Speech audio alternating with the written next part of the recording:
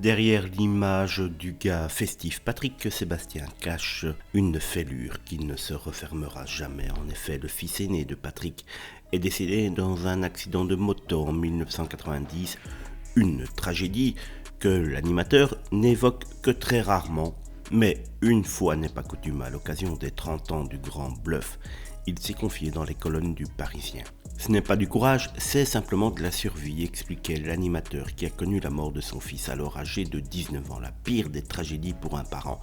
D'autant plus qu'au moment où Sébastien Bouteau a été victime d'un accident de moto, il s'apprêtait à devenir papa.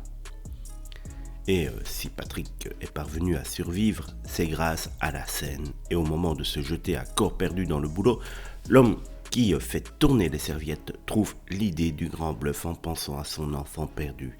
Dans cette émission culte, rappelez-vous des années 90, l'humoriste se grimait pour participer à des émissions de télé et ainsi piéger les plus grands animateurs de l'époque, de Michel Drucker à Philippe Risoli, en passant par Jean-Pierre Foucault.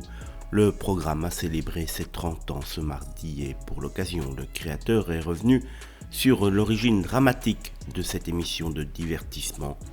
Elle remonte, dit-il, au décès de mon fils. Je l'imaginais sous chaque casque de motard que je croisais. Et un jour, l'un d'eux est venu me voir. Il avait une barbe et j'imaginais Sébastien déguisé.